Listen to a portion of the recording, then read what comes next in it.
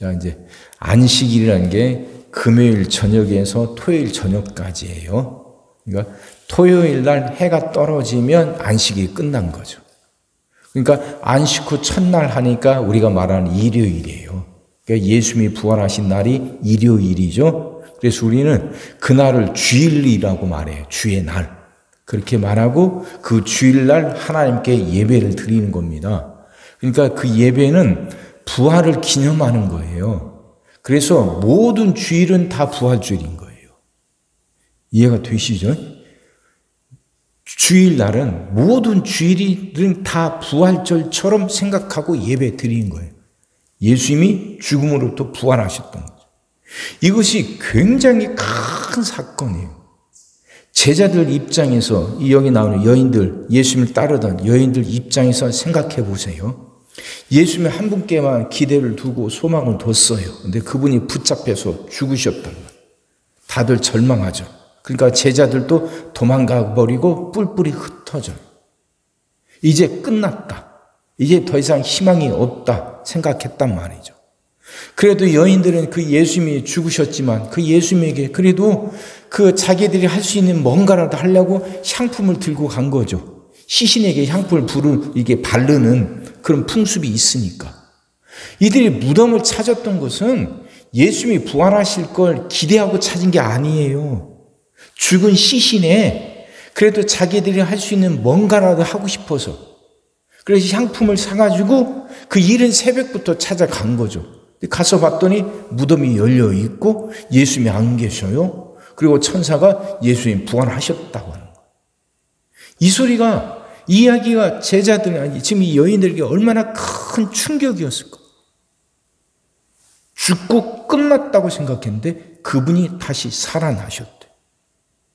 그러면 이제 예수님이 여지껏 하셨던 말씀들이 다 사실이라는 게 드러난 거잖아요. 예수님이 이렇게 붙잡히시고 재판받으시고 다 또 죽으시고 부활하실 거라고 예수님이 말씀하셨는데 그게 그대로 다 이루어진 거죠. 그러면 그 예수님이 누구예요? 하나님의 아들인 거죠. 그것이 이들에게 굉장히 큰 충격이었고 이것이 이제 이들 속에서 다시 희망을 불어일으키는 거예요. 야, 우리가 이거 그동안 한 것이 헛수고가 아니었어. 예수님이 그동안 하셨던 말씀이 이게 잘못된 게 아니었어. 이게 진짜였어. 이게 사실이었어. 그러면 하나님이 정말 우리를 이대로 두지 않으실 거라는 게, 하나님이 우리와 함께 하신다는 것이, 그래서 이제는 새로운 세상이 왔다는 거죠. 예수님이 부활하셨으니까 그 예수님을 붙잡아 매고 예수님을 핍박하던 모든 세력들이 이제는 다 어떻게 되는 거예요? 다 힘을 잃게 되는 거죠. 예수님이 승리하신 거니까. 이것이 굉장했던 거예요. 그래서 이들은 이제 그걸 놓고 이제 나가서 전하게 되죠. 그 예수님이 부활하신 걸 깨달았는데 이제 이것이 자기들 안에서 새롭게 해석이 되고 분명한 신앙으로 돼야죠. 이게 분명한 확신으로 자리 잡아야죠. 그 기간까지가 그것이 이제 성령 받기까지 오순절, 성령 받기까지 기간인 거예요. 사람이 그러지 않습니까? 뭔가 굉장한 사건을 보면 처음에 멍하죠. 그러면서 그게 무슨 의미인지도 처음엔 잘 몰라요. 근데 시간이 조금 지나면서 그 의미가 새록새록 이제 깨달아지게 되잖아요. 그게 오순절 기간인 거예요. 마가 다락방에서 모여서 기도했던 그 기간이. 그러면서 그들이 성령을 받게 되면서 분명하게 깨닫게 된 거죠. 이게 어떤 의미인지. 아, 이제 죽음의 권세도 깨뜨려지고 이젠 정말 새로운 세상이 왔구나. 이걸 분명히 깨닫게 되니까 그때부터 제자들이 나가서 복음을 전하는 거예요. 붙잡혀도 죽어도 흔들리지 않아요. 예수님이 죽음에서 부활하셨는데 그럼 그 예수님을 믿는 우리도 부활할 거라 분명한 확신이죠. 분명한 신앙이 있으니까 조금도 이제 두렵지 않은 거예요. 옥에 갇히면서도 그들은 찬송을 부를 수 있게 되는 거예요. 아, 하나님의 일에 나도 이렇게 동참해서 나도 이런 일을 할 수 있구나. 하나님이 나를 또 이렇게 사용하시는구나. 하나님께 쓰임받는구나. 이 생각이 오히려 기쁨이 되고 자부심이 되는 거예요. 핍박당하는 것이 무섭고 두려운 게 아니에요. 그것이 핍박당하면 오히려 자부심이 된다니까요. 하나님이 나를 인정해 주셔서 이렇게 사용해 주시는구나. 그러니 그게 자랑이 되는 거죠. 이게 기독교예요. 이게 기독교.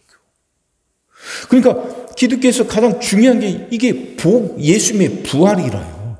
부활. 근데 유대인들은 특히 이제 사두개인들, 바리새인들, 종교 지도자들, 그들은 자기들이 죽인 예수가 살아났다. 그러면 그 살아났다는 것이 하나님의 아들이라는 것인데, 그렇게 되면 어떻게 돼요? 이들이 그동안 지키고 있고 붙들고 있던 그들의 기반이 사라져버리는 거죠. 그들은 입만 열면 하나님 했는데 자기들이 하나님의 아들을 잡아 죽인 거예요. 그러니까 이들의 기반이 사라져버린 거예요. 그러니까 이들이 예수 믿는 사람들, 그 예수의 부활을 전하는 사람들 가만 놔두지 않죠. 예수의 부활을 믿는 사람들이 많아지면 많아질수록 자신들의 위치가 사라지니까.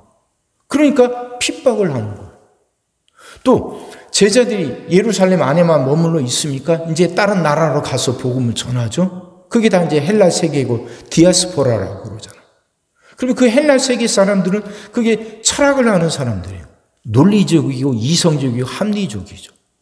그들에게 죽은 사람이 부활했다? 또 그 사람의 동정녀에게선 태어났다? 허무맹랑한 이야기라. 들으려고를 않죠. 무시하죠. 그러니까 복음 전한다는 것이 이렇게 큰 핍박이에요. 예루살렘 안에서, 이스라엘 안에서는 그 종교 지배계급들에게 핍박을 당하지, 디아스포라 헬라 세계에 가서는 무시당하지, 또 하나 뭐 있냐면 그 당시 로마가 원세계를 지배하고 있었잖아요. 그럼 이제 예수님, 그 로마라는 거야, 그 로마 황제 숭배를 해요. 그러니까 로마 황제에게 충성하게 하려고 로마가 다스리는 나라들마다 로마 황제를 숭배하게 해요. 거기에다 제사 드리고 절하게 만든단 말이죠. 근데 예수 믿는 사람들은 그러지는 않잖아요. 오직 하나님 한 분뿐인데 그분에게만 절해야지 사람에게, 로마 황제에게 절할 수가 없죠. 그러니까 로마 사람들 눈에는 예수님의 복음을 전한 사람들이 위험한 새끼로 또 보이는 거예요. 저것들은 황제 숭배를 거절하니까 언제 반란을 일으킬지 몰라. 이렇게 되는 거지. 위험한 세력이죠. 그럼 핍박이 가는 데마다 있는 거예요.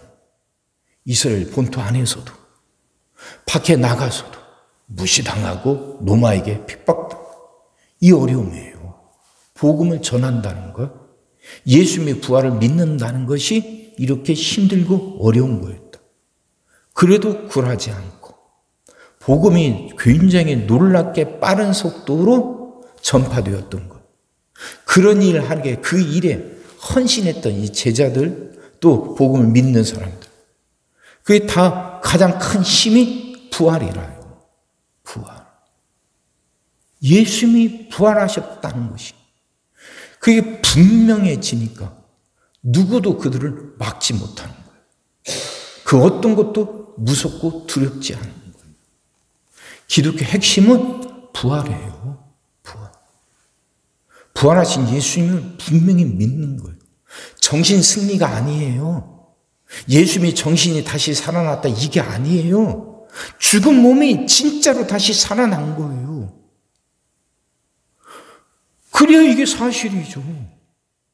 예수님이 다시 죽었다 다시 살아날 거나 하고 말씀하신 그대로 죽었던 몸이 다시 살아난 거예요. 그러니까 손에 발에 못자국이 있고 옆구리에 창자국이 있는 거예요. 죽었던 몸이 진짜로 다시 살아난 거예요. 이걸 봤고, 그래서 이걸 분명히 믿으니까 가는 데마다 핍박을 당하고 어려움을 당하지만 굴하지 않는 거죠. 주저앉지 않고 포기하지 않는 거예요. 오히려 핍박을 당하면 당할수록 복음이 더 빠른 속도로 전파돼요. 부활의 확신, 부활의 믿음 때문이죠. 우리도 이게 있어야 돼요. 이게 핵심이라니까요. 예수님은 부활하셨어요. 죽음의 권세를 깨뜨리고 승리하셨어요. 그러니 그 부활하신 예수를 믿는 나도, 우리도 부활을 하는 거예요. 그러니까 나를 둘러싸고 있는 어떤 환경 앞에서도 굴하지 않는 거예요. 두렵지 않고 그 앞에 무릎 꿇지 않죠. 포기하지 않죠. 죽었던 예수님을 다시 살리신 하나님이 나도 살리실 거예요. 그러니 이런 상황, 이런 환경에서도 하나님은 나를 일으켜 세워 주실 것이다. 분명히 믿고 살아가는 거죠. 그 믿음 가집시다. 그 믿음 갖고 승리하며 살아가자고요. 두려워하지 말고 무릎 꿇거나 포기하지 말고 그 부활의 신앙으로 승리하며 살아가는 여러분과 제가 되기를 주의 이름으로 축원합니다. 기도하겠습니다. 사랑의 주님, 말씀이 이해가 되게 하시고 깨달아지게 하시고 은혜가 되게 하여 주시옵소서. 부활 신앙이 분명하게 갖게 하여 주옵소서. 예수님이 죽으셨다가 살아나셨다. 정신이 살아난 게 아니라 죽은 몸이 그대로 살아났다는 것. 바로 그렇게 죽은 몸이 살아났다는 것. 죽음의 권세가 깨뜨려졌다는 이야기고, 그 죽음의 권세가 깨뜨려졌다는 것은 나를 둘러싸고 있는 그 환경들, 그 어려움, 고난들, 이것들도 결국은 깨뜨려지고 이것들이 결국 물러나게 될 거라는 것. 하나님, 이걸 깨닫게 하여 주시사 어떤 상황 속에서도 좌절하거나 절망하지 않게 하여 주옵시고, 이 부활의 신앙으로, 이 부활의 믿음으로 그것들과 싸워 승리하며 살아가게 하여 주옵소서. 주여, 분명하게 믿게 하여 주옵소서. 부활을 분명히 믿고 부활 신앙으로 승리하며 살아가게 하여 주옵소서. 오늘도 우리 모든 성도들 위해 기도합니다. 한 사람 한 가정 빠짐없이 일일이 찾아가셔서 오늘도 함께 하시고 은혜 내려 주옵소서. 가정들이 다 평안하게 하시고 식구들이 다 건강하게 하시며 생업이 다 형통하게 하시고 문제들이 다 해결받게 하여 주옵소서. 우리 자녀들을 축복하시고 앞길을 열어 주옵소서. 우리 자녀들이 하나님을 사랑하게 하시고 말씀을 지키게 하시며 하나님께 영광 돌리는 일꾼들로 살아가게 하여 주옵소서. 하나님, 우리에게 새날을 허락하여 주옵소서. 성도들은 질병을 이겨내고 물질 어려움을 극복하고 수많은 문제들을 해결하며 살아가게 하시고, 교회 안에서는 예배가 살아나 빈자리가 가득 채워지며 언제나 생명의 역사가 일어나게 하시고, 또 교회 이 나라 안에서는 이제는 그 올바른 지도자가 선출돼서 이 혼란이 끝나게 하시고 이런 일이 다시는 반복되지 않게 하여 주시옵소서. 오늘 하루도 모든 성도들 눈동자처럼 지키시고 복된 길로 인도하여 주옵소서. 믿사옵고 예수님의 이름으로 기도하옵나이다. 아멘.